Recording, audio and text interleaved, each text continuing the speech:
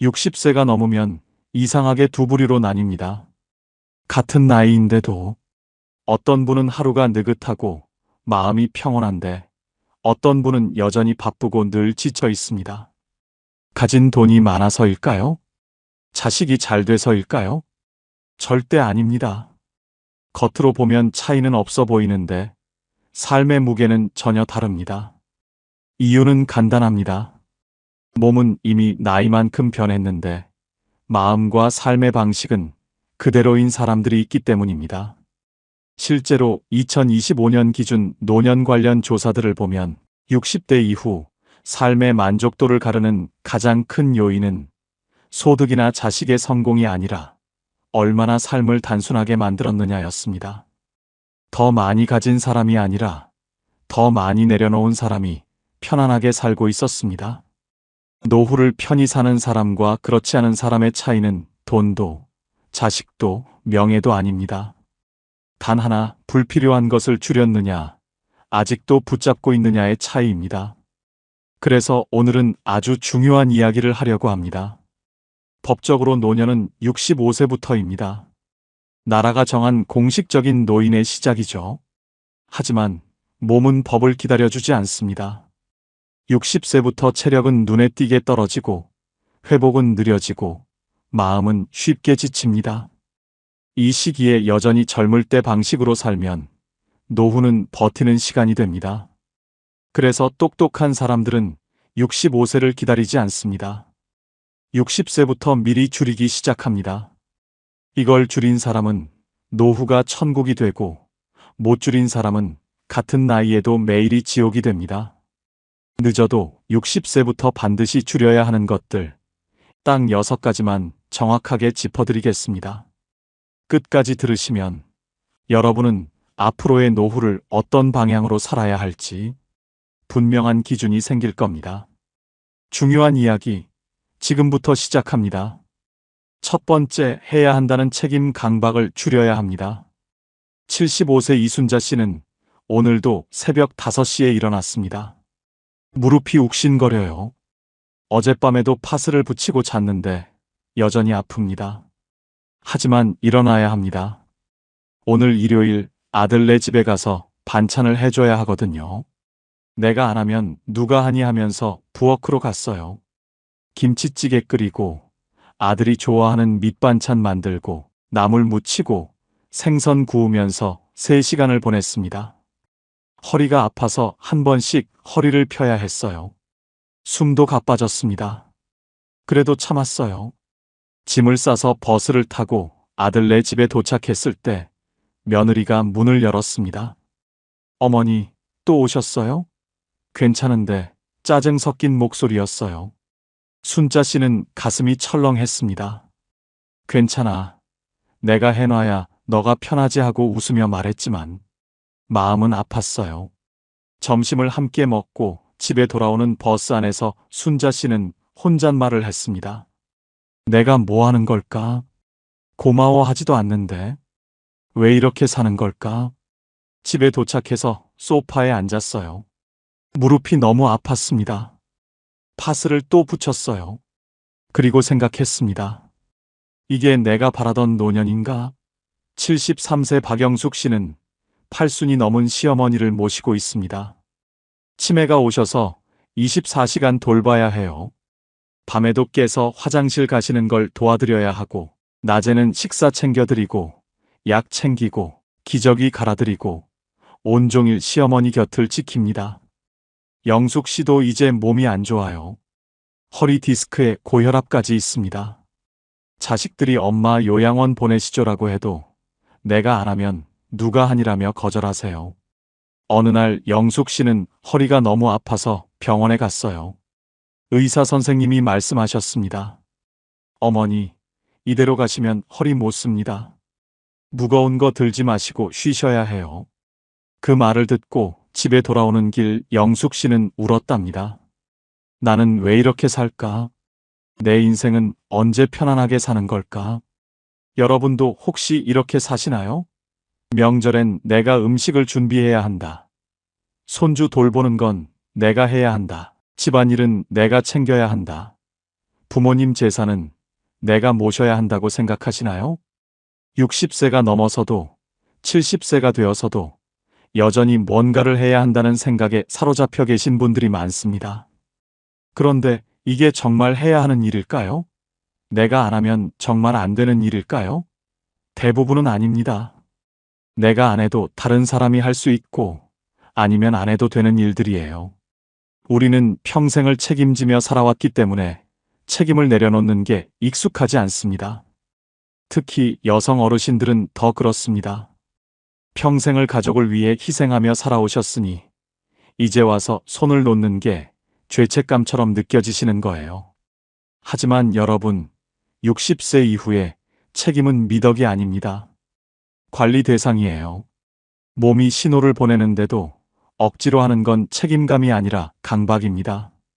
내가 감당할 수 있는 것과 없는 것을 구분해야 하고 할 수 있어도 하지 않을 권리를 행사해야 합니다. 내가 안 하니까 다른 사람들이 하게 됩니다.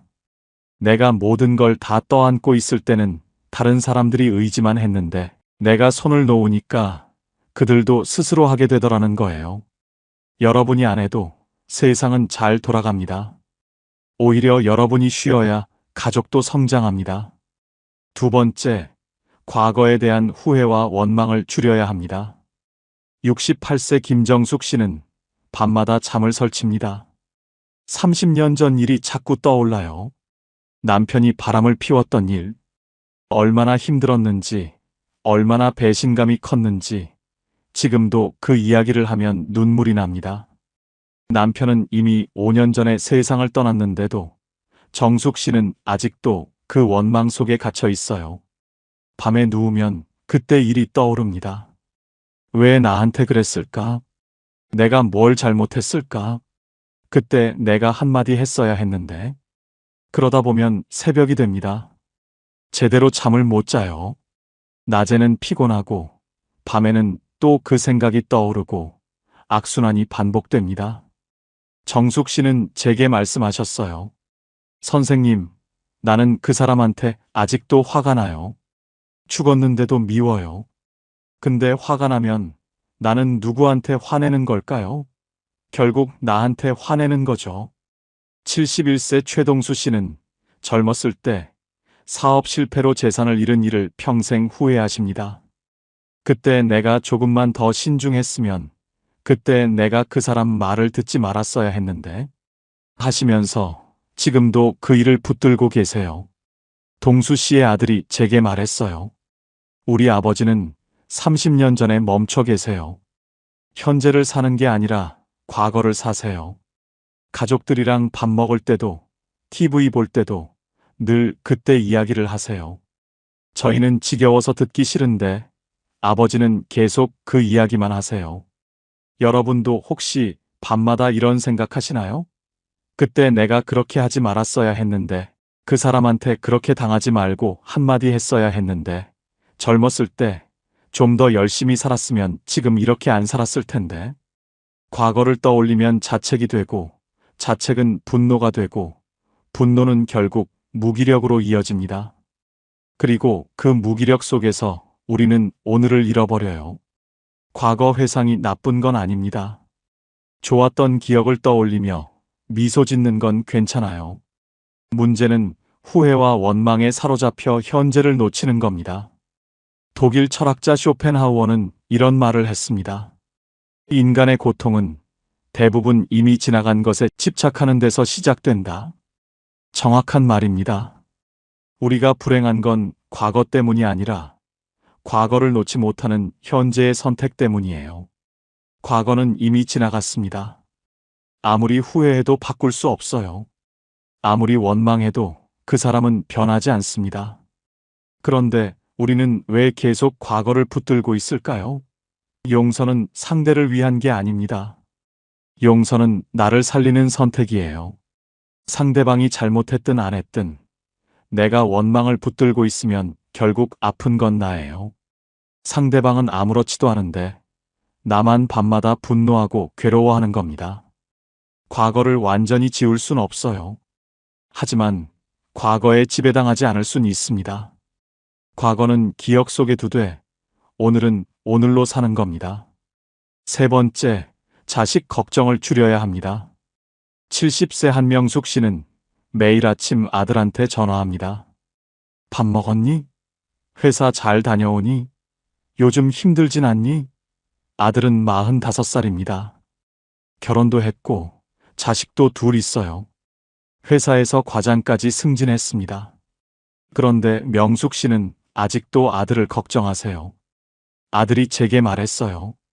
엄마가 매일 전화하시는 게 부담스러워요. 저도 이제 나이가 있는데 매일 밥 먹었니 하시면 어린애 취급받는 것 같아요. 그런데 엄마한테 말하면 상처받으실 것 같아서 못하겠어요. 전화 올 때마다 또 걱정하시나 하는 생각이 먼저 들어요. 사실 저는 잘 지내거든요.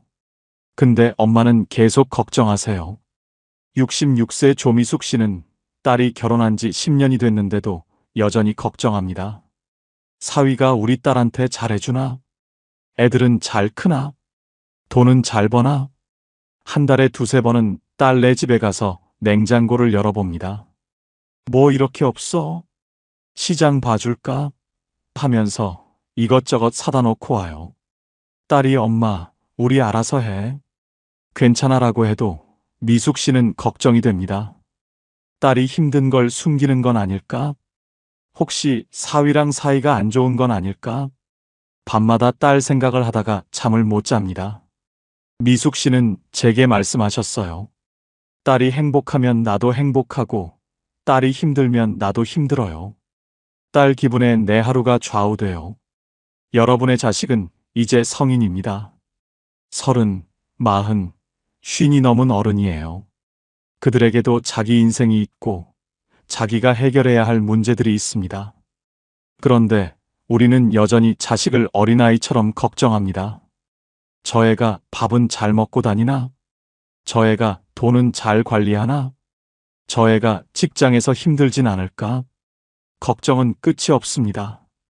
그리고 그 걱정은 전화로 이어지고 전화는 간섭이 되고 간섭은 자식들에게 부담이 됩니다. 자식들은 부모가 걱정하는 걸 압니다. 그래서 잘 지낸다고 말하지만 사실은 부담스러워해요. 엄마가 또 걱정하시네. 아빠가 또 이러시네 하면서 피곤해합니다. 우리는 사랑으로 걱정하는데 자식들은 그걸 부담으로 받아들이는 거예요. 그리고 더 큰 문제는 자식 걱정이 우리 자신을 병들게 만든다는 겁니다. 자식이 잘 되면 기쁘지만 자식이 안 좋으면 우리가 더 힘들어집니다. 자식 기분에 내 하루가 좌우되고 자식 전화 한 통에 내 감정이 올라갔다 내려갔다 합니다. 이게 건강한 관계일까요? 아니에요. 이건 정서적 의존입니다. 정약용 선생님은 이런 말씀을 하셨어요. 자식을 사랑하되 붙들지 말라. 자유롭게 날게 하라. 자식을 믿고 놓아주는 것, 그게 진짜 사랑입니다. 자식을 내려놓을수록 관계는 오히려 편안해집니다. 내가 자식 걱정을 줄이면 자식들도 편해지고 나도 편해집니다. 네 번째, 관계의 숫자를 줄여야 합니다. 67세 오경희 씨는 친구가 많으신 편입니다. 고등학교 동창회, 대학 동기 모임, 동네 친구 모임, 교회, 친구 모임까지 합치면 한 달에 10번 이상 모임에 나가세요. 처음엔 좋았대요. 사람들 만나서 수다 떨고 밥 먹고 즐거웠답니다. 그런데 요즘은 모임 나가는 게 부담스럽대요. 어떤 친구는 만날 때마다 자기 자랑만 해요. 손주가 어디 대학 갔다. 아들이 얼마 버는데 집이 얼마짜리다. 듣고 있으면 내가 초라해져요. 어떤 친구는 남 흉만 봐요. 누구는 어떻고, 누구 며느리는 어떻고, 부정적인 말만 해요. 만나고 나면 기분이 안 좋아요. 어떤 친구는 나한테 돈 빌려달라고 하기도 하고요. 그런데 오래 알고 지낸 사이라 끊기도 애매하고, 안 나가면 뒤에서 뭐라 할까봐 억지로 나가요. 집에 돌아오면 왜 갔을까 후회돼요. 69세 윤정혜 씨는 교회 친구 때문에 고민이 많으십니다. 그 친구는 만날 때마다 자기 고민을 털어놓아요. 남편이 어떻고, 자식이 어떻고, 며느리가 어떻고, 온갖 불평불만을 쏟아냅니다. 정혜 씨는 들어주느라 지칩니다. 내가 위로해주면 그때뿐이에요. 다음에 만나면 또 같은 이야기를 해요. 바뀌는 게 없어요. 나도 내 고민이 있는데 내 이야기는 할 틈도 없어요. 그 친구는 자기 이야기만 해요. 만나고 나면 기운이 다 빠져요. 정혜 씨는 제게 말씀하셨어요. 친구가 적으면 외로울 것 같아서 억지로 만나는데 만나고 나면 더 외로워요. 나이가 들수록 관계 유지에는 비용이 듭니다. 시간도 에너지도 감정도 소모됩니다. 만나고 나면 기분 좋은 사람이 있는 반면 만나고 나면 오히려 피곤한 사람도 있어요. 자기 자랑만 하는 사람, 남을 깎아내리는 사람, 부정적인 말만 하는 사람, 나를 비교 대상으로 삼는 사람. 이런 사람들과의 만남은 관계가 아니라 소모입니다. 그런데 우리는 오랜 인연이니까, 같은 동네 사니까, 정이 있으니까 하면서 계속 만납니다. 그리고 만나고 나면 후회합니다. 왜 갔을까? 시간 아까웠다. 그런데도 다음에 또 만나요. 왜 그럴까요? 단절하는 게 두렵기 때문입니다. 관계를 끊으면 외로워질 것 같고, 나쁜 사람처럼 보일 것 같고, 뭔가 잃는 것 같아서요. 하지만 여러분, 노후엔 많은 사람이 아니라 편한 사람이 필요합니다. 억지로 웃으며 만나는 10명보다 진심으로 편한 2~3명이 훨씬 가치 있습니다. 관계의 숫자가 아니라 관계의 질이 중요해요. 친구가 많고 적음이 중요한 게 아니라 그 관계가 얼마나 편안하고 긍정적인가가 중요합니다. 만나고 나면 에너지가 생기는 사람이 있는가 하면 만나고 나면 소모되는 사람도 있습니다. 좋은 관계는 만나고 나면 웃음이 나오고 기분이 좋아지고 다음에 또 보고 싶다는 생각이 들어요. 하지만 나쁜 관계는 만나고 나면 지치고 짜증나고 왜 만났을까 하는 생각이 들지요. 관계 정리는 냉정한 게 아니라 현명한 겁니다. 노후를 편안하게 살기 위한 필수 조건이에요. 5번째, 욕심과 나중에라는 미루기를 줄여야 합니다. 72세 송미자 씨는 평생 제주도에 가보고 싶어 하셨습니다. 젊었을 땐 돈이 없어서 못 갔어요. 중년엔 자식들 키우느라 못 갔습니다. 노년이 되니까 이제 시간도 있고 돈도 조금 있었어요. 그런데 미자 씨는 생각했습니다. 나중에 가야지. 지금은 좀 해야 할 일이 있고 날씨도 춥고 다음에 봄 되면 가야지. 봄이 왔습니다. 그런데 무릎이 아팠어요. 무릎 치료하고 나중에 가야지. 치료를 받았습니다. 그런데 이번엔 허리가 아팠어요. 허리 나으면 가야지. 그렇게 3년이 지났습니다. 어느 날 미자 씨는 넘어져서 무릎을 다쳤어요. 수술을 받았습니다. 지금은 걷기가 힘듭니다. 휠체어에 앉아서 가끔 제주도 사진을 봅니다. 그때 갈 걸. 왜 미뤘을까? 이제 가고 싶어도 못 가. 미자 씨는 제게 말씀하셨어요. 나는 평생을 나중을 위해 살았어요. 나중에 하다가 결국 나중은 안 왔어요. 이제 와서 후회해도 소용없어요. 69세 임동철 씨는 평생 피아노를 배우고 싶어 하셨습니다. 젊었을 때는 바빠서 못 배웠어요. 중년엔 자식들 대학 보내느라 돈이 없었습니다. 노년이 되니까 이제 시간도 있고 여유도 있었어요. 그런데 동철 씨는 생각했습니다. 나이 들어서 뭘 배워? 지금 배워서 뭐 하나? 창피하게. 그렇게 10년이 지났습니다. 지금 동철 씨는 손가락 관절이 안 좋아졌어요. 류마티스가 왔습니다. 피아노를 치고 싶어도 손가락이 안 움직입니다. 그때 배울 걸. 왜 안 했을까? 남들 눈치 볼 게 뭐 있어? 내가 하고 싶으면 하는 건데. 동철 씨는 제게 말씀하셨어요. 나는 평생을 남들 눈치 보며 살았어요. 하고 싶은 것도 참고, 가고 싶은 곳도 안 가고. 이제 와서 후회해도 늦었어요. 여러분도 혹시 이런 생각하시나요? 나중에 건강해지면 여행 가야지. 나중에 시간 나면 취미 생활 해야지. 나중에 돈 좀 모이면 하고 싶은 거 해야지. 나중에. 그런데 그 나중은 언제인가요? 지금 하지 않으면 나중엔 못합니다. 왜냐하면 건강과 기력은 예고 없이 줄어들기 때문이에요. 오늘 할 수 있는 일을 내일은 못할 수도 있습니다. 지금 걸을 수 있는 다리가 내년엔 아플 수도 있고, 지금 볼 수 있는 눈이 몇 년 후엔 흐려질 수도 있습니다. 그리고 욕심도 문제입니다.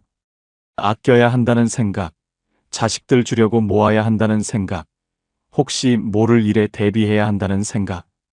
이런 생각들이 우리를 가난하게 만듭니다. 돈은 있는데 쓰지 못하는 가난, 건강은 있는데 누리지 못하는 가난. 그게 진짜 가난이에요. 노후엔 참는 미덕보다 누리는 용기가 필요합니다. 여러분, 인생은 생각보다 짧습니다.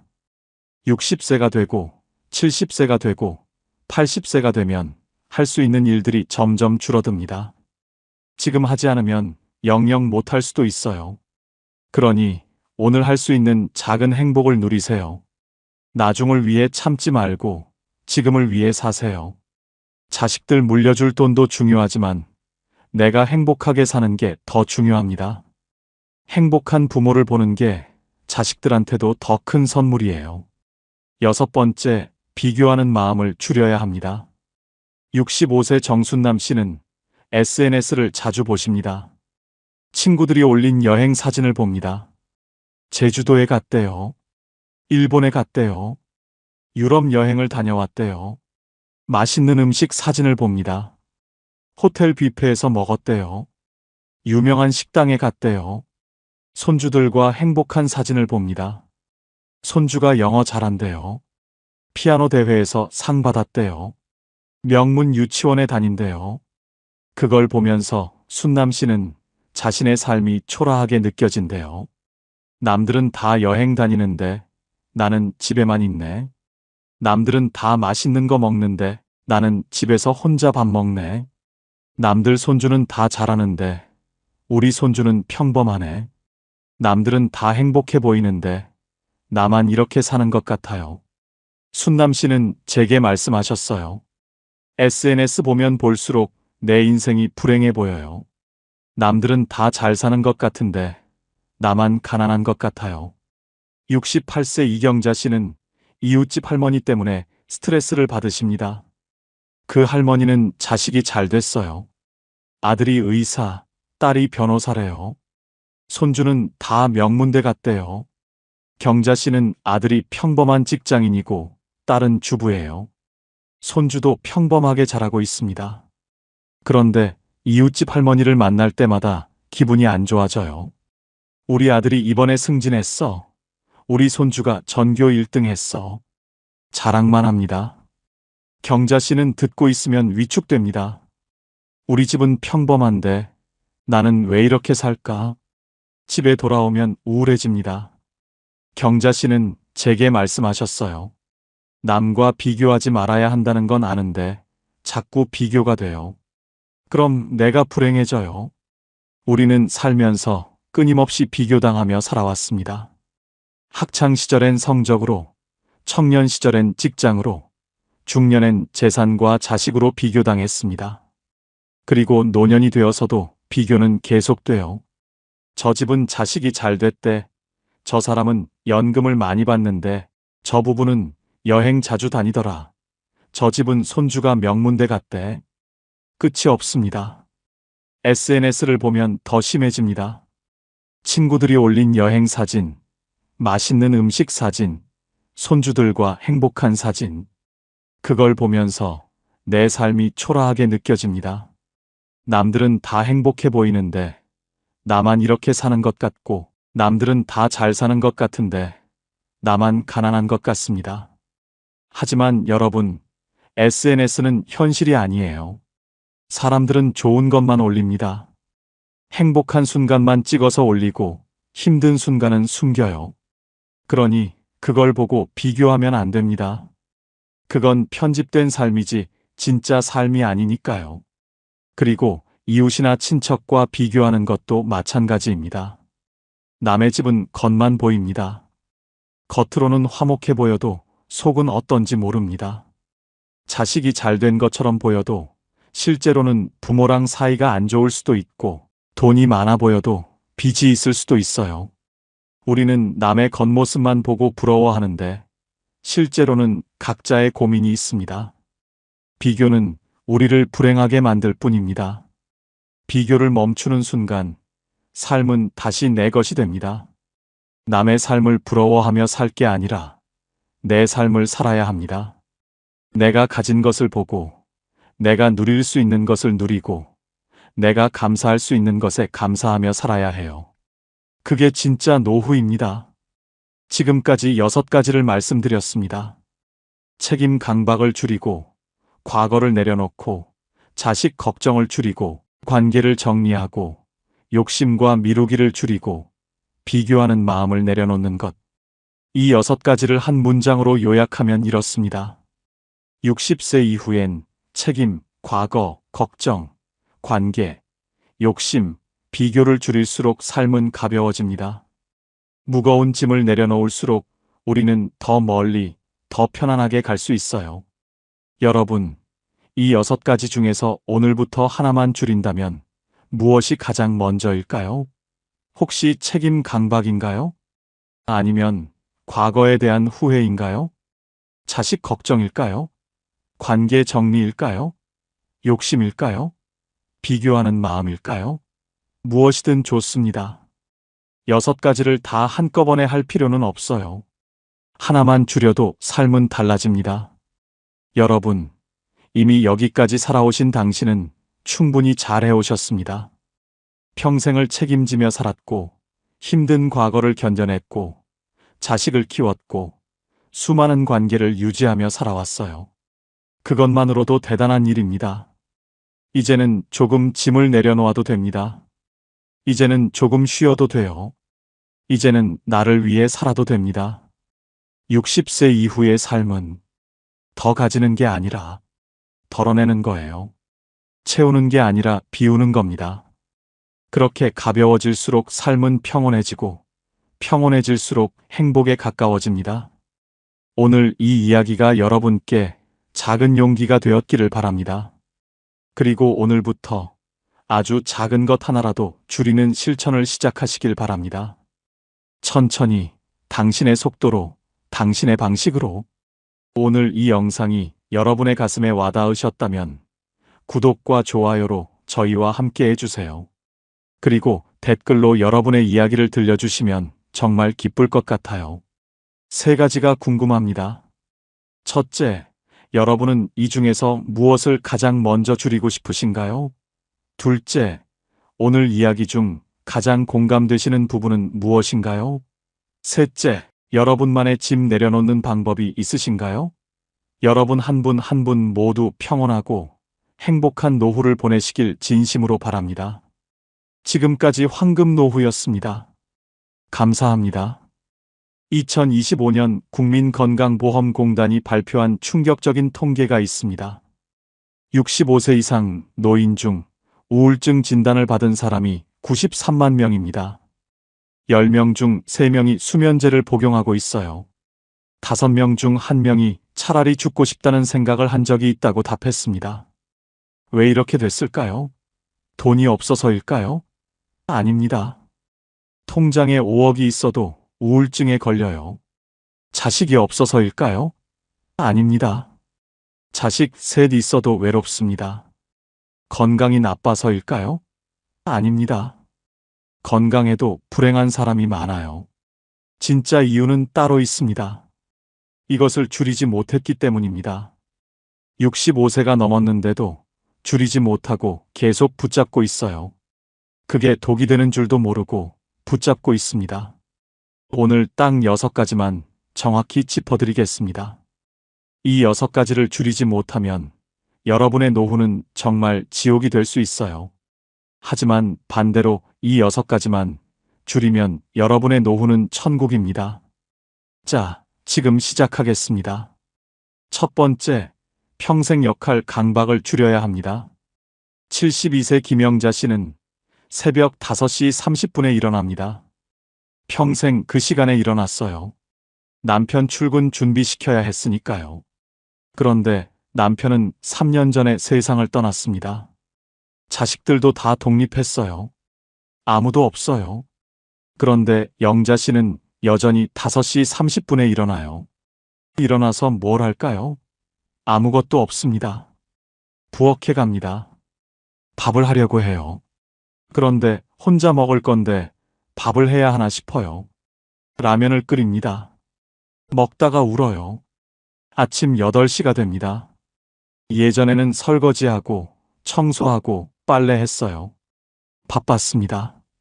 그런데 지금은 할 게 없어요. TV를 켭니다. 9시가 됩니다. 10시가 됩니다. TV만 봐요. 점심때가 됐습니다. 또 혼자 먹습니다. 오후에도 TV를 봅니다. 저녁이 됐어요. 밤 9시가 됩니다. 잠자리에 들어요. 잠이 안 와요. 나는 평생 엄마였는데, 아내였는데, 며느리였는데, 이제 나는 뭐지? 정체성이 사라졌어요. 역할이 없으니까 나도 없는 것 같아요. 나는 쓸모없는 사람이야. 나는 이제 필요 없어. 우울증이 왔습니다. 병원에 갔어요. 의사가 우울증 약을 처방했습니다. 약을 먹어요. 효과가 없어요. 더 깊이 빠집니다. 영자 씨 얼굴에서 생기가 사라졌어요.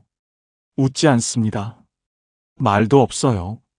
자식들이 전화해도 응 그래 이것만 해요. 자식들이 걱정합니다. 엄마 우울증 같은데. 영자 씨는 혼자 중얼거려요. 나는 이제 죽어도 돼. 아무도 나를 필요로 하지 않아. 이게 역할을 못 줄인 사람의 끝입니다. 그러던 어느 날 둘째 딸이 영자 씨를 모시고 정신과에 갔습니다. 의사가 물었어요. 어르신, 요즘 가장 힘든 게 뭐세요? 할 일이 없어요. 나는 쓸모없어요. 어르신은 평생 뭐 하셨어요? 엄마였고, 아내였고, 시어머니를 모셨어요. 그럼 어르신 자신은요? 김영자라는 사람은 뭘 좋아하세요? 영자 씨는 말문이 막혔어요. 한참을 생각했습니다. 아무것도 떠오르지 않았어요.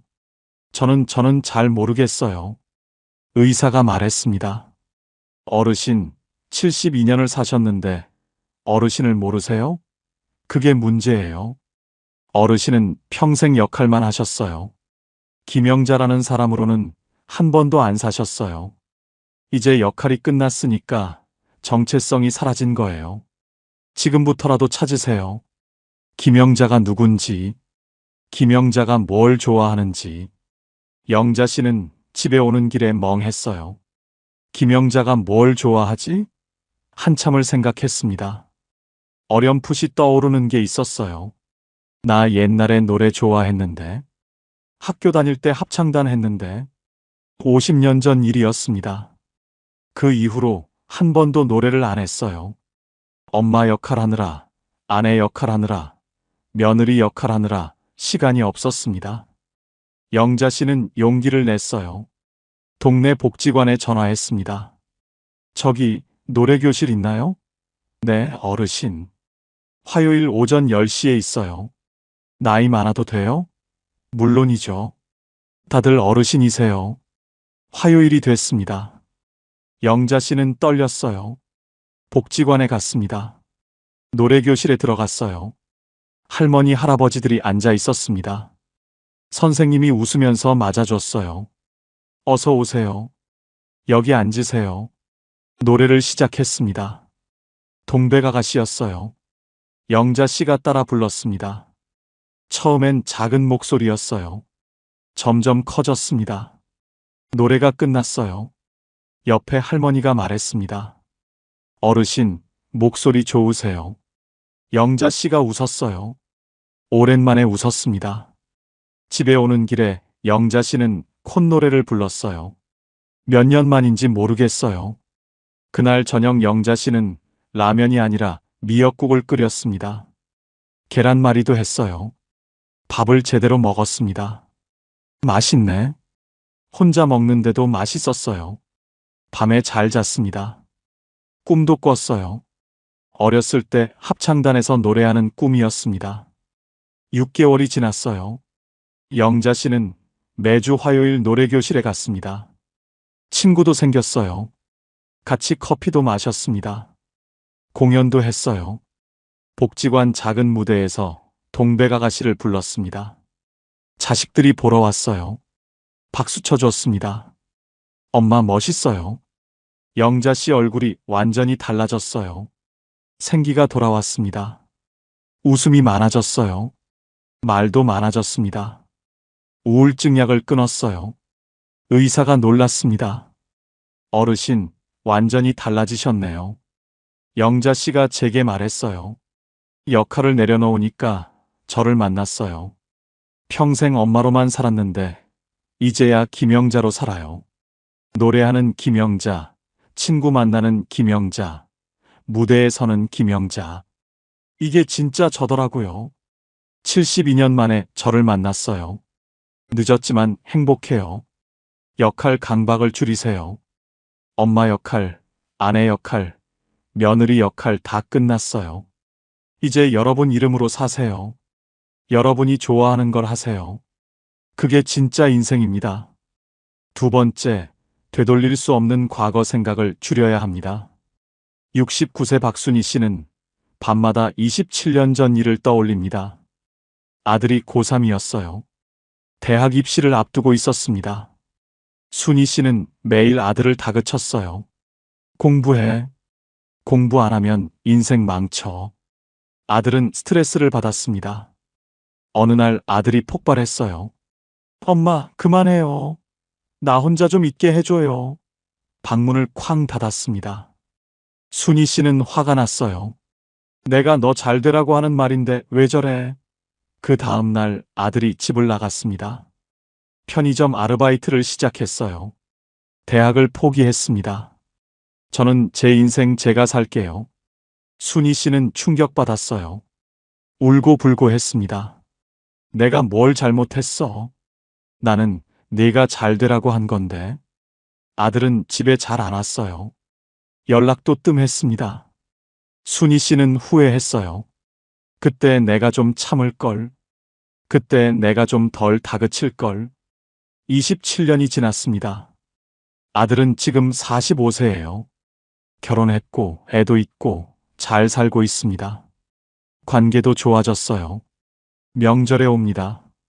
전화도 해요. 다 괜찮아졌어요. 그런데 순희 씨는 여전히 27년 전을 후회합니다. 밤마다 그날을 떠올려요. 내가 그때 왜 그랬을까? 내가 아들을 너무 몰아붙였어. 내 잘못이야. 자책합니다. 아들한테 미안해해요. 그때 미안했어. 아들은 말합니다.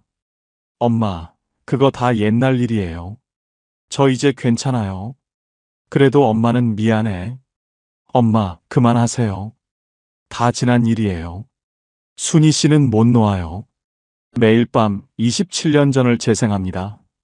뇌는 그걸 지금 일로 인식해요. 그래서 지금 고통받습니다. 불면증이 왔어요. 우울증이 왔습니다.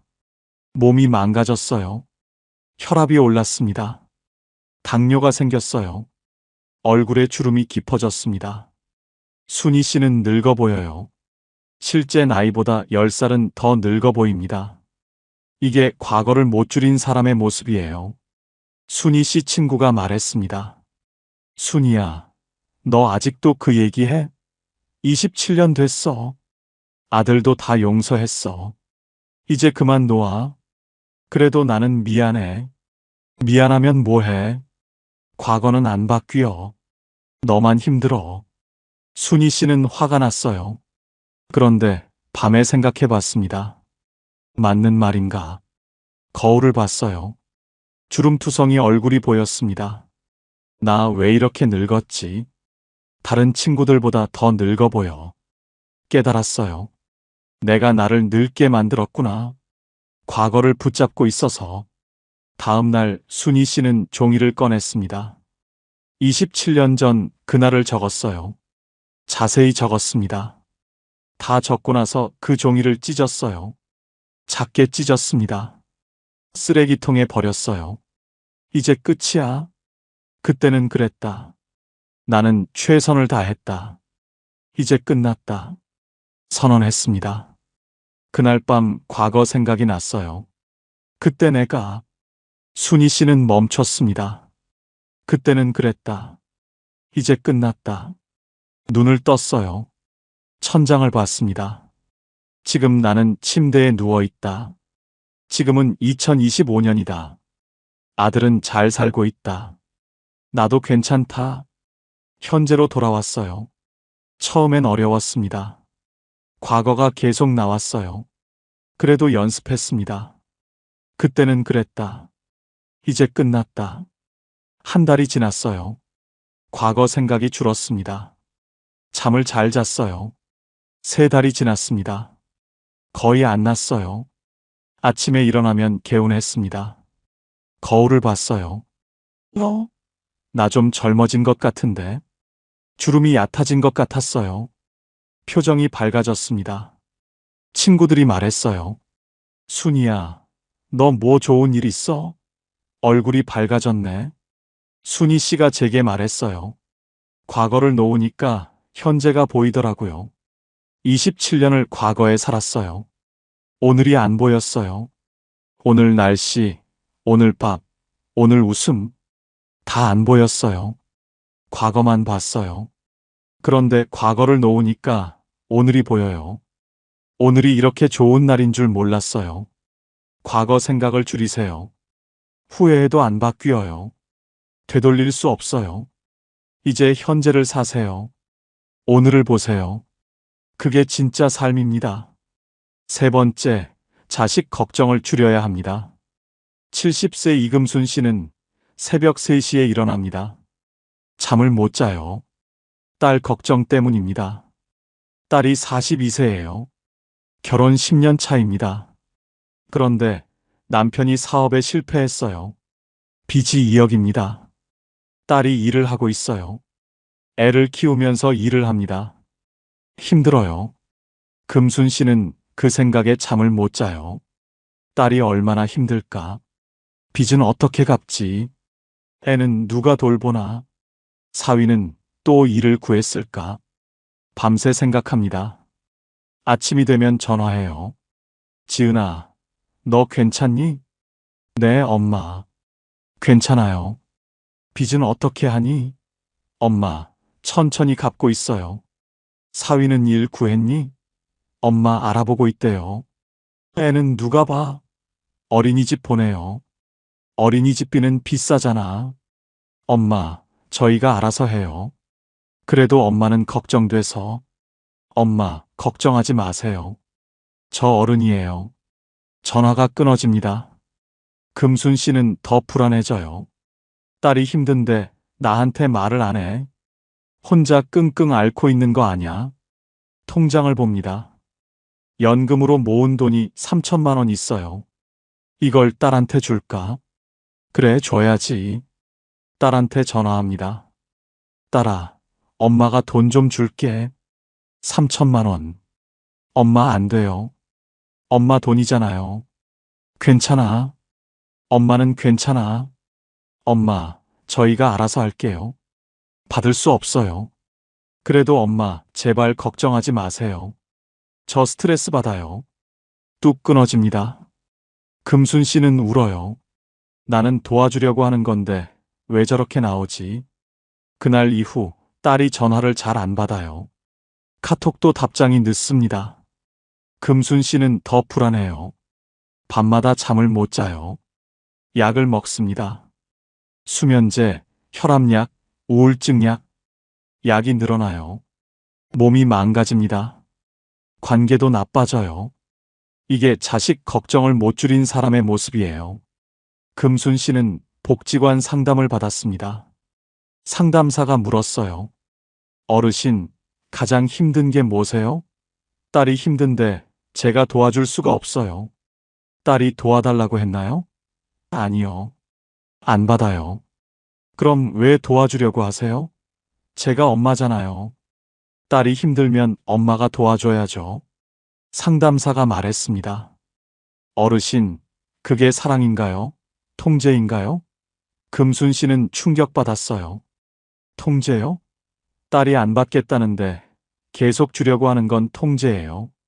딸이 스스로 해결하겠다는데 자꾸 개입하는 건 딸을 안 믿는 거예요. 딸의 능력을 인정 안 하는 거고요. 금순 씨는 말문이 막혔어요. 그럼 저는 어떻게 해야 하나요? 딸을 믿으세요. 딸은 42세 어른이에요. 빚도 갚을 수 있고, 애도 키울 수 있고, 남편이랑도 해결할 수 있어요. 어르신이 대신 살아줄 수 없어요. 놓으세요. 금순 씨는 집에 와서 한참을 울었습니다. 내가 통제했구나. 나는 사랑한다고 했는데 딸은 숨 막혔겠구나. 다음 날 딸한테 전화했어요. 지은아, 엄마가 미안해. 엄마가 너무 간섭했어. 이제 안 할게. 너 인생 내가 알아서 해. 엄마는 너 믿어. 딸이 울었어요. 엄마, 그 말 듣고 싶었어요. 엄마가 자꾸 걱정하니까 저도 불안해져요. 저 잘할 수 있는데 엄마가 못 믿으니까 제가 못하는 것 같아요. 미안해. 이제 안 그럴게. 그날 이후 금순 씨는 전화를 줄였어요. 일주일에 한 번만 했습니다. 전화해도 너 괜찮니? 대신 엄마 오늘 산책했어. 날씨 좋더라라고 했어요. 딸 얘기는 안 했습니다. 한 달이 지났어요. 딸이 먼저 전화했습니다. 엄마, 저 이번에 빚 1,000만 원 갚았어요. 그래? 잘했다. 엄마가 믿어주시니까 저도 힘이 나요.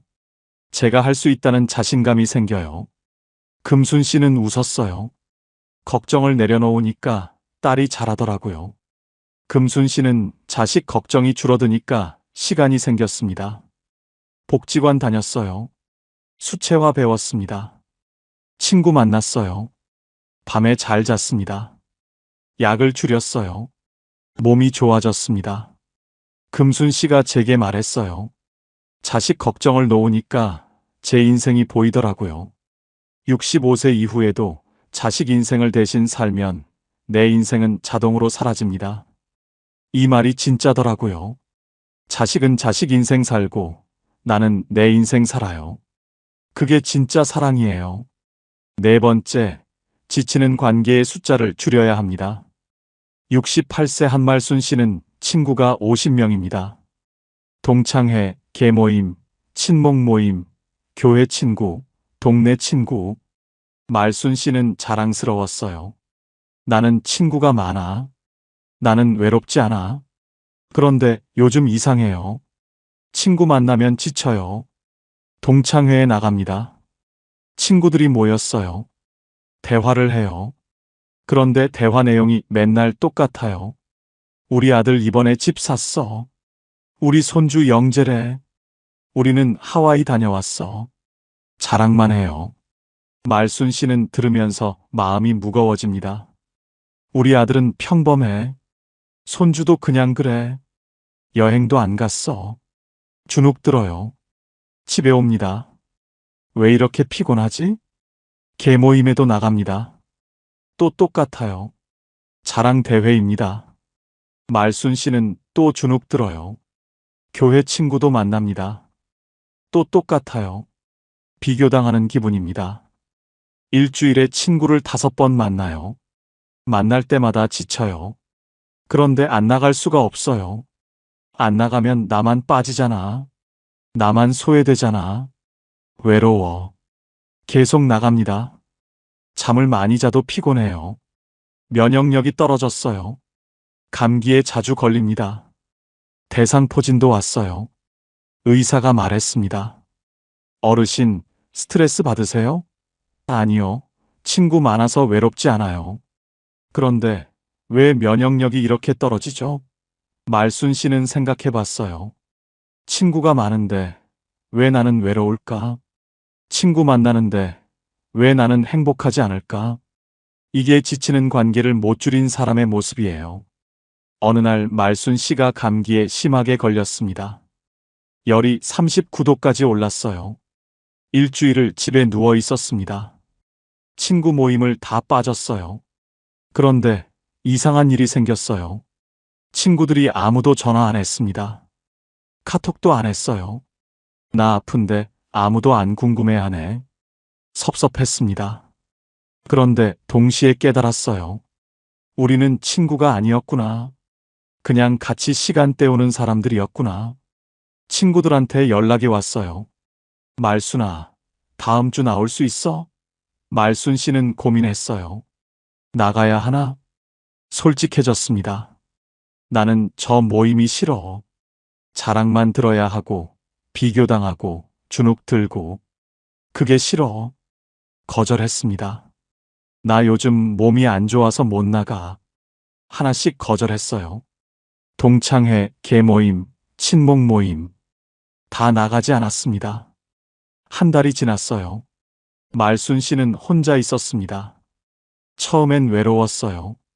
나 혼자네. 친구가 하나도 없네. 그런데 적응이 됐어요. 혼자 산책했습니다. 공원 벤치에 앉아서 하늘을 봤어요. 하늘 예쁘네. 아무도 없으니까 비교 안 했어요. 편했습니다. 혼자 카페 갔어요. 커피를 마셨습니다. 맛있네. 지치지 않았어요. 그러다가 복지관에서 진짜 친구를 만났습니다. 수채화 수업에서 만난 최복희 씨였어요. 복희 씨랑 말이 잘 통했어요. 만나면 편했습니다. 자랑 안 했어요. 비교 안 했어요. 그냥 편하게 웃었습니다. 이게 진짜 친구구나. 말순 씨가 제게 말했어요. 친구 50명 있을 때보다 친구 1명 있는 지금이 더 행복해요. 숫자를 줄이니까 질이 올라갔어요. 외로움과 고독은 달라요. 외로움은 사람이 많아도 느껴요. 고독은 혼자여도 편안해요. 지치는 관계를 줄이니까 고독을 배웠어요. 지치는 관계를 줄이세요. 숫자가 중요한 게 아니에요. 질이 중요합니다. 진짜 친구 1명이 가짜 친구 50명보다 낫습니다. 5번째, 나중에라는 미루기를 줄여야 합니다. 73세 오갑순 씨는 평생 버킷리스트가 있었어요. 하나, 제주도 가기. 둘, 아들한테 사랑한다고 말하기. 셋, 옛날 친구한테 미안하다고 사과하기. 3가지였습니다. 그런데 한 번도 안 했어요. 왜일까요? 매번 나중에라고 했습니다. 50대에 제주도 가고 싶었어요. 60대면 갈 거야. 그때 시간 있을 거야. 60이 됐습니다. 또 미뤘어요. 은퇴하면 할 거야. 또 미뤘어요. 70대면 갈 거야. 건강할 때 갈 거야. 70이 됐습니다. 무릎이 아팠어요. 병원에 갔습니다. 어르신, 퇴행성 관절염이에요. 이제 장거리 여행은 힘들어요. 갑순 씨는 충격받았어요. 나 제주도 한 번도 못 가봤는데 아들한테 사랑한다고 말하고 싶었어요. 그런데 평생 한 번도 안 했습니다. 부끄러웠어요. 나중에 할 거야. 좋은 날 할 거야. 나중만 기다렸어요. 그러다가 아들이 50세가 됐습니다. 갑순 씨는 73세가 됐어요. 옛날 친구한테 사과하고 싶었어요. 5년 전에 싸웠습니다. 갑순 씨 잘못이었어요. 알고 있어요.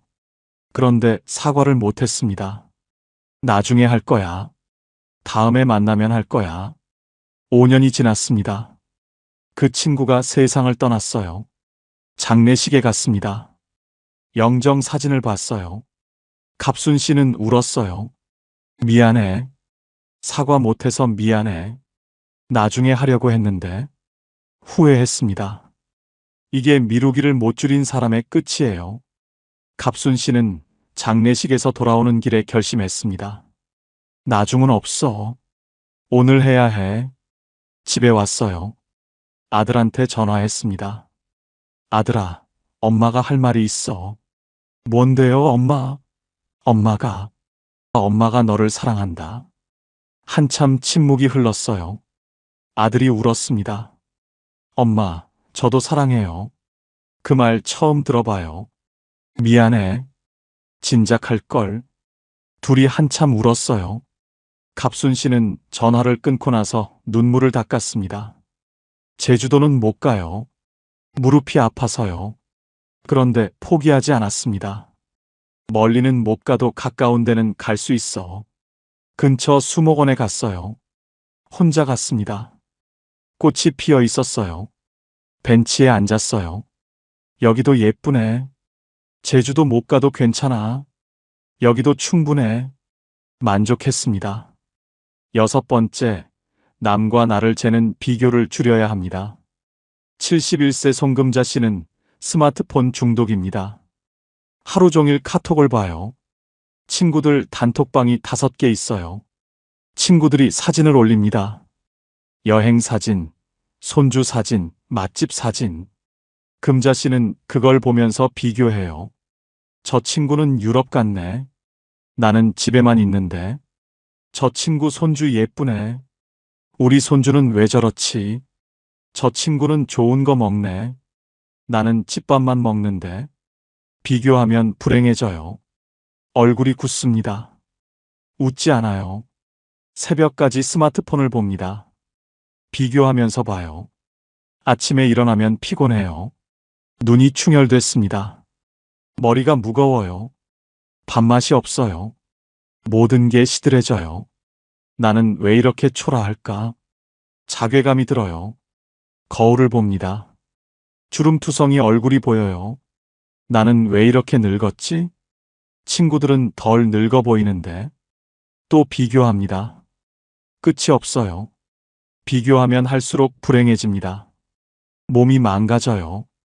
우울증이 왔습니다. 불면증이 왔어요. 금자 씨는 약을 먹습니다. 이게 비교를 못 줄인 사람의 모습이에요. 어느 날 금자 씨가 핸드폰을 떨어뜨렸습니다. 화면이 깨졌어요. 수리를 맡겼습니다. 일주일이 걸린대요. 금자 씨는 불안했어요. 핸드폰 없으면 어떡하지? 첫날은 불안했습니다. 손이 근질거렸어요. 친구들 뭐 하나? 이틀째도 불안했어요. 그런데 사흘째 되니까 이상한 일이 생겼습니다. 마음이 편해졌어요. 나 괜찮네. 비교를 안 하니까 편했습니다. 친구들 여행 사진 안 보니까 부럽지 않았어요. 손주 사진 안 보니까 기죽지 않았습니다. 맛집 사진 안 보니까 초라하지 않았어요. 그냥 내 하루를 살았습니다. 된장찌개를 끓였습니다. 맛있다. 잘 잤습니다. 일주일이 지났어요. 핸드폰을 찾으러 갔습니다. 집에 와서 켰어요. 카톡이 수백 개 왔습니다. 친구들 사진이 가득했어요. 금자 씨는 봤습니다. 그런데 이상했어요. 예전처럼 부럽지 않았어요. 그래, 좋겠다. 저 친구는 저렇게 사는구나. 나는 내 방식대로 살고. 비교하지 않았습니다. 단톡방을 나갔어요. 5개 다 나왔습니다. 금자 씨가 제게 말했어요. 비교를 멈추니까 내가 보이더라고요. 남만 보다가 나를 못 봤어요. 비교를 멈추니까 내 것도 충분히 좋더라고요. 남의 떡이 커 보이는 건 착각이에요. 내가 가진 것에 감사하세요. 여러분, 저는 오늘 이 이야기를 준비하면서 가슴이 아팠습니다. 통계를 봤어요. 65세 이상 노인 10명 중 3명이 우울증입니다. 5명 중 1명이 차라리 죽고 싶다고 생각해요. 왜 이렇게 됐을까요? 돈이 없어서가 아니에요. 자식이 없어서도 아닙니다. 건강이 나빠서도 아니에요. 줄이지 못했기 때문입니다. 역할을 못 줄였어요. 과거를 못 줄였습니다. 자식 걱정을 못 줄였어요. 지치는 관계를 못 줄였습니다. 미루기를 못 줄였어요. 비교를 못 줄였습니다. 붙잡고 있으면 무거워져요. 무거우면 가라앉습니다. 가라앉으면 우울해져요. 우울하면 죽고 싶어집니다. 이게 지옥이에요. 그런데 줄이면 달라집니다. 하나만 줄여도 인생이 달라져요. 역할을 줄이면 나를 만납니다. 과거를 줄이면 현재가 보여요. 자식 걱정을 줄이면 내 인생이 생깁니다. 지치는 관계를 줄이면 진짜 친구를 만나요. 미루기를 줄이면 오늘을 삽니다. 비교를 줄이면 감사가 생겨요. 줄일수록 가벼워집니다. 이게 천국이에요. 논어에 이런 말이 있습니다. 72종심 소욕불유구. 70이 되면 마음이 원하는 대로 해도 법도에 어긋나지 않는다는 뜻이에요. 70이 되면 자유로워도 된다는 겁니다. 그 자유는 더하는 게 아니에요. 줄이는 겁니다. 줄일수록 자유로워져요. 65세 이후 인생은 더하는 싸움이 아닙니다. 줄이는 싸움이에요. 오늘 당장 무엇을 줄이시겠습니까? 하나만 선택하세요. 오늘부터 줄이세요.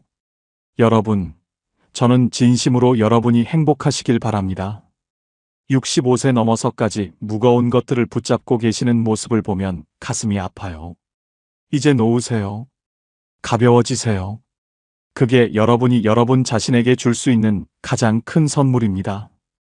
이 이야기가 마음에 닿으셨다면 댓글에 한마디만 남겨주세요. 오늘 줄일 것 딱 하나만 적어주세요. 그게 여러분이 스스로에게 하는 약속입니다. 그리고 지금 이 순간 힘들게 사시는 분께 이 이야기를 조용히 공유해 주세요. 여러분의 남은 날들이 깃털처럼 가볍고 따뜻하길 진심으로 응원합니다. 오늘도 황금노후와 함께 해주셔서 감사합니다. 지금까지 황금노후였습니다. 70세가 넘으면 이상하게 두 부류로 나뉩니다.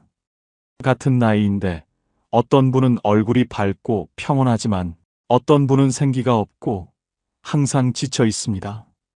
차이가 뭘까요? 돈일까요? 아닙니다. 많이 배운 거? 역시 아닙니다. 성공한 자식이 있는 거? 이것도 아닙니다. 그 차이는 바로 단 하나, 불필요한 것을 줄였느냐, 아직도 붙잡고 있느냐의 차이입니다. 2025년 노년 행복 연구 결과 70대 이후 삶의 만족도를 가르는 건 소득이 아니라 얼마나 삶을 단순하게 만들었느냐였습니다. 더 많이 가진 사람이 아니라 더 많이 내려놓은 사람이 훨씬 행복했습니다. 70대는 60대와 완전히 다릅니다. 체력도 다르고 시간도 다르고 삶의 무게도 다릅니다. 이제는 채울 때가 아니라 덜어낼 때입니다. 이것을 알면 남은 인생이 천국이 되지만 모르면 하루하루가 지옥 같습니다. 딱 6가지만 정확하게 짚어드리겠습니다. 영상을 끝까지 보시면 여러분도 그 해답을 알게 되십니다. 자, 지금부터 시작합니다. 첫 번째, 줄여야 할 것은 자식 걱정입니다. 처음에 말씀드린 72세 오말순 씨 이야기를 더 들려드릴게요. 말순 씨는 평생 자식 걱정으로 살았습니다. 아들이 어릴 때는 성적 걱정, 대학 걱정, 취직 걱정, 아들이 결혼하고 나서는 며느리 걱정, 손주 걱정, 아들이 45살이 된 지금도 걱정이 안 멈췄어요. 매일 아침 눈을 뜨면 아들 생각이 먼저 났습니다. 어제 늦게까지 일했는데 밥은 제대로 먹었을까? 요즘 얼굴이 안 좋아 보이던데 어디 아픈 거 아닐까?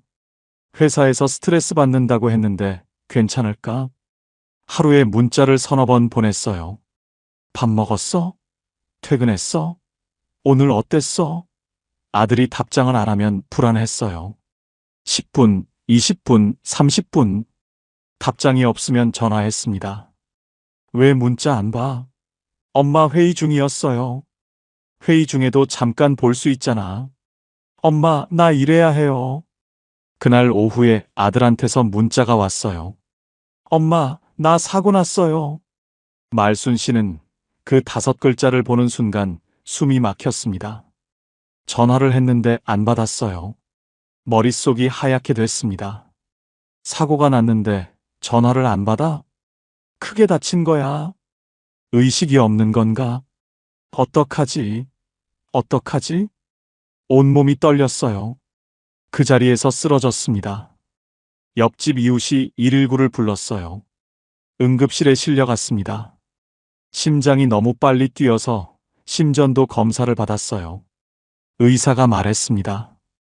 어머님, 극도의 불안 상태로 오셨어요. 심장에 무리가 많이 갔어요. 평소에 걱정을 많이 하시죠? 말순 씨가 멍하니 고개를 끄덕였습니다. 얼마 후 아들이 응급실로 달려왔어요. 멀쩡했습니다. 엄마, 나 괜찮아. 주차장에서 범퍼 살짝 긁힌 거야. 보험사에 전화하느라 전화 못 받은 거예요. 말순 씨는 그 말을 듣고 눈물이 터졌습니다. 안도의 눈물이었어요. 아들이 엄마 손을 꼭 잡았습니다. 아들도 울고 있었어요. 엄마, 나 45살이야. 엄마 걱정이 이제 엄마한테 병이 되고 있어. 오늘 내가 멀쩡한데 엄마가 응급실에 왔잖아. 엄마, 제발 나 믿어줘. 나 알아서 잘 살 수 있어요. 엄마가 행복해야 나도 마음이 편해요. 엄마가 걱정하면 나도 하루 종일 마음이 무거워. 말순 씨는 아들 손을 꼭 쥐고 말했어요. 알았어. 엄마가 잘못했다. 이제 믿을게. 엄마가 너무 무서워서 그랬어. 퇴원하고 나서 말순 씨가 달라졌습니다. 아침에 눈 떠도 문자를 참았어요. 힘들었습니다. 손이 근질근질했어요. 밥 먹었는지 물어보고 싶은데 그래도 참았습니다. 대신 베란다에 나가서 화분에 물을 줬어요. 꽃이 피어 있었습니다. 이 꽃 폈네. 예쁘다. 처음으로 꽃이 눈에 들어왔어요. 오후에 동네 공원을 걸었습니다. 벤치에 앉아서 하늘을 봤어요. 하늘이 이렇게 파랬구나. 저녁에 아들한테서 먼저 문자가 왔습니다. 엄마 오늘 어땠어?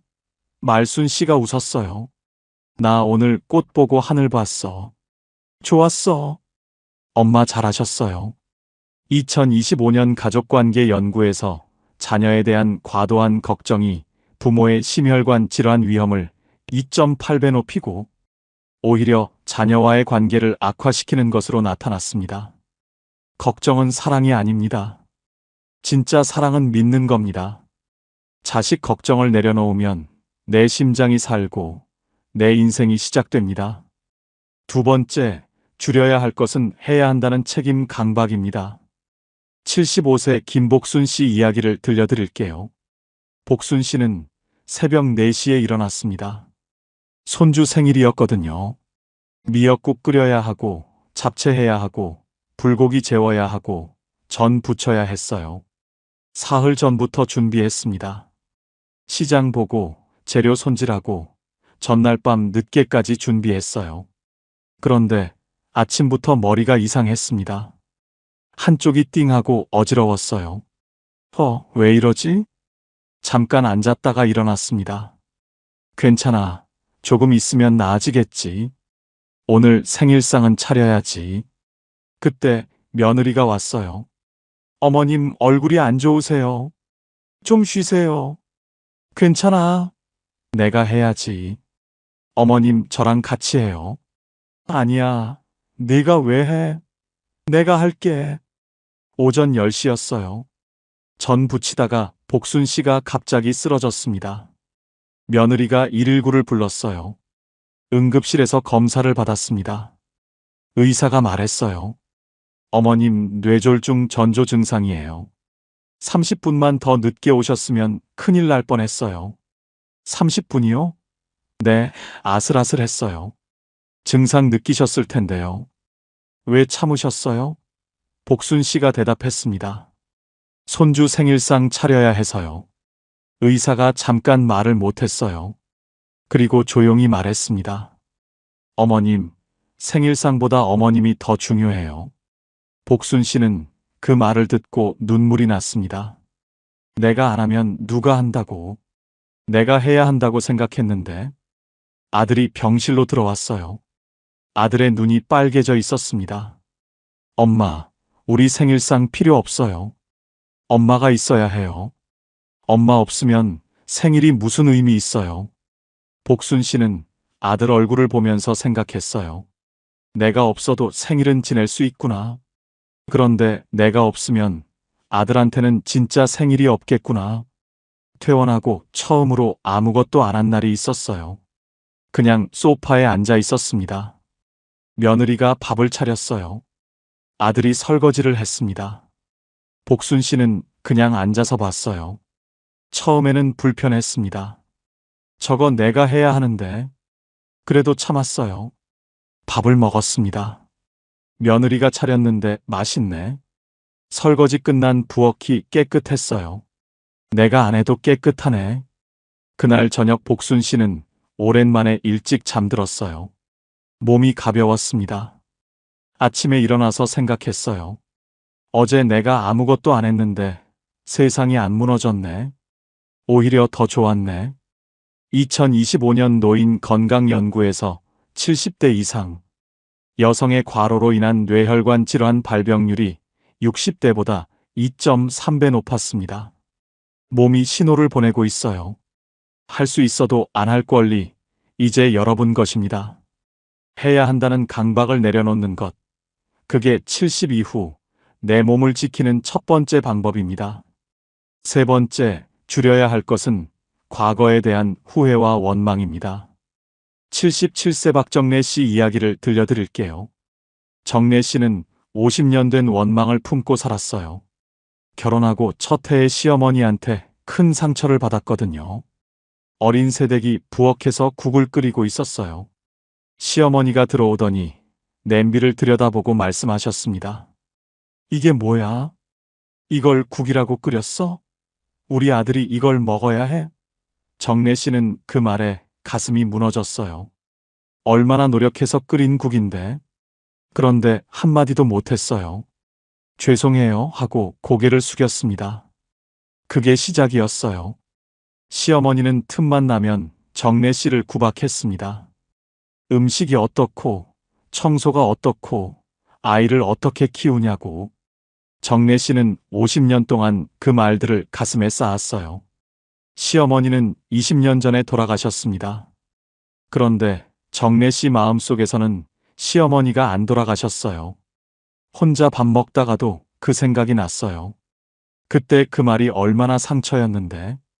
잠들기 전에도 그 생각이 났습니다. 내가 뭘 잘못했다고 그렇게 구박했을까? 딸이 말했어요. 엄마, 할머니 돌아가신 지 20년이 됐는데 아직도 그 생각해요? 안 하려고 해도 자꾸 생각나. 엄마 그러면 엄마만 힘들잖아요. 나도 알아. 근데 안 돼. 어느 날 정래 씨가 방 청소를 하다가 오래된 일기장을 발견했어요. 30년 전에 쓴 일기였습니다. 펼쳐봤어요. 시어머니 이야기가 가득했어요. 오늘 또 구박받았다. 내가 뭘 잘못했을까? 억울하다. 서럽다. 페이지마다 원망이 가득했습니다. 정래 씨는 그 일기장을 보면서 생각했어요. 내가 30년 동안 이걸 들고 살았구나. 30년 동안 이 무거운 걸 들고 다녔구나. 일기장을 들고 마당에 나갔습니다. 불을 붙였어요. 멍하니 일기장이 타오르는 걸 바라봤습니다. 어머님, 이제 보내드릴게요. 내가 이걸 들고 있기엔 내 남은 시간이 너무 아까워요. 불이 꺼졌어요. 힘들었던 과거가 제가 됐습니다. 신기하게 마음이 가벼워졌어요. 딸이 다음 날 왔습니다. 엄마 얼굴이 왜 이렇게 달라 보여요? 어제 오래된 짐 하나 태웠어. 무슨 짐이요? 오래된 원망. 이제 필요 없어서. 2025년 심리학 연구에서 70대 이상이 과거의 원망을 내려놓았을 때 수면의 질이 62% 개선되고 삶의 만족도가 평균 40% 상승했습니다. 그분은 이미 과거에 있어요. 나는 지금 여기 있습니다. 50년 된 원망을 들고 가기엔 내 남은 시간이 너무 소중합니다. 과거의 원망을 내려놓는 것, 그게 나를 위한 가장 큰 선물입니다. 네 번째, 줄여야 할 것은 욕심과 나중에라는 미루기입니다. 73세 이순례 씨 이야기를 들려드릴게요. 순례 씨는 3년 전에 남편을 먼저 보냈어요. 암이었습니다. 6개월을 투병하다가 가셨어요. 남편이 돌아가시고 한 달이 지났을 때였어요. 순례 씨가 서랍 정리를 하다가 낡은 수첩 하나를 발견했습니다. 남편 수첩이었어요. 펼쳐봤어요. 첫 페이지에 이렇게 쓰여 있었습니다. 순례랑 꼭 가고 싶은 곳. 목록이 있었어요. 경주 불국사, 전남 순천만, 강원도 정동진 해돋이, 제주도 한라산 둘레길. 날짜도 적혀 있었어요. 퇴직하면 가자. 2018년. 퇴직은 했는데 못 갔습니다. 애들 결혼 끝나면 가자. 2021년. 결혼은 끝났는데 못 갔습니다. 그리고 2022년에 남편이 암 판정을 받았어요. 순례 씨는 수첩을 쥔 채로 한참을 울었습니다. 여보, 우리 같이 가기로 했는데, 나중에 가자고 했는데 나중이 없었네. 수첩을 가슴에 꼭 품었어요. 그리고 결심했습니다. 내가 혼자라도 가야겠다. 여보 못 가지. 딸한테 전화했어요. 엄마 어디 가려고요? 경주. 아버지랑 가려고 했던 곳. 엄마 혼자요? 응, 혼자. 아버지 수첩에 있던 곳이야. 딸이 잠깐 말을 못했어요. 엄마, 제가 같이 갈게요. 아니야. 엄마 혼자 가고 싶어. 순례 씨는 혼자 기차를 탔습니다. 경주에 내렸어요. 불국사로 걸어갔습니다. 남편 수첩을 가방에 넣고 갔어요. 불국사 앞에 섰을 때 눈물이 났습니다. 여보, 나왔어. 우리 같이 오기로 했던 곳. 나 혼자 왔어. 여기 정말 좋다.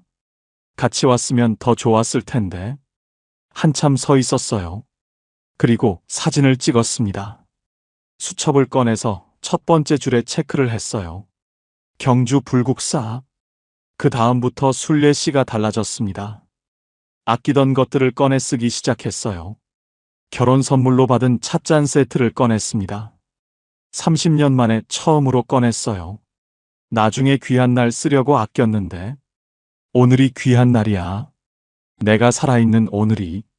2025년 노년 삶의 질 연구에서 70대 이상이 나중에를 지금으로 바꿨을 때 행복지수가 평균 35% 상승했고, 특히 배우자를 먼저 보낸 노인에게서 가장 큰 변화가 나타났습니다. 나중은 오지 않을 수도 있어요. 아끼던 그릇 꺼내세요. 가고 싶은 곳 지금 가세요. 오늘이 가장 귀한 날입니다. 5번째, 줄여야 할 것은 관계의 숫자입니다. 79세 강순덕 씨 이야기를 들려드릴게요. 순덕 씨는 50년 된 친구 모임이 있었어요. 20살에 만났으니까 50년이 넘었습니다. 한 달에 한 번 만났어요. 그런데 70대 중반이 넘으면서 모임이 이상해졌습니다. 친구 하나가 작년에 세상을 떠났어요. 또 한 명은 요양병원에 들어갔습니다. 남은 친구들이 모였어요. 밥을 먹으면서 이야기를 나눴습니다. 순덕 씨가 며칠 전에 있었던 재미있는 일을 이야기했어요. 한창 이야기하다가 중간에 말이 생각이 안 났습니다. 아, 그게 뭐였더라? 그 배우 이름이 뭔지. 친구가 말했어요. 순덕아, 너 요즘 깜빡깜빡하는 거 많아지지 않았어? 치매 아니야? 좌중이 조용해졌습니다. 순덕 씨는 웃으면서 넘겼어요. 에이, 설마. 밥을 마저 먹었습니다. 그런데 집에 오는 길에 눈물이 났어요. 50년 친구한테 그 말을 들을 줄 몰랐습니다. 집에 와서 한참을 울었어요. 50년을 같이 지냈는데 그 말을 나한테 해. 다음 날 거울을 봤습니다. 내가 치매처럼 보이나. 자꾸 그 말이 생각났어요. 밥을 먹다가도, TV를 보다가도, 그 모임에 다음 달에 또 가야 하나 생각했습니다. 가기 싫었어요. 그런데 안 가면 또 어떻게 생각할까? 고민하다가 결심했습니다. 안 가겠다. 만나고 나서 기분 나빠지는 모임은 안 가겠다. 남은 시간이 얼마나 된다고 상처받으러 가냐? 연락을 끊었어요. 처음엔 전화가 왔습니다. 안 받았어요. 서서히 연락이 줄었습니다. 지금 순덕 씨는 딱 한 명하고만 연락해요. 중학교 때부터 알던 친구입니다. 65년 된 친구예요. 이 친구는 달라요. 만나면 자랑도 없고 험담도 없어요. 나 요즘 무릎이 아파하면 나도 그래. 우리 같이 병원 가자 합니다. 그냥 편해요. 한 달에 한 번 만납니다. 순덕 씨가 말했어요. 65년 된 친구 한 명이 50년 된 친구 10명보다 나아. 만나고 나서 기운 나는 사람 한 명이면 충분해. 2025년 노인복지연구에서 70대 이상은 소모적인 관계를 정리한 후 우울감이 평균 45% 감소하고 삶의 만족도가 높아졌다고 답했습니다. 나이 들수록 사람이 많을수록 좋은 게 아닙니다. 만나고 나서 기운 나는 사람 한 명이면 충분합니다. 관계의 숫자를 줄이는 것, 그게 노년의 지혜입니다. 6번째, 줄여야 할 것은 비교하는 마음입니다. 71세 한금자 씨 이야기를 들려드릴게요. 금자 씨는 매주 화요일마다 경로당에 나갔어요. 동네 어르신들이 모이는 곳입니다. 처음엔 좋았어요. 사람도 만나고 밥도 같이 먹고. 그런데 어느 순간부터 가기가 싫어졌습니다. 경로당에 가면 꼭 이런 이야기가 나왔어요. 금자 씨 아들이 뭐해요? 금자 씨 아들은 작은 가게를 운영해요.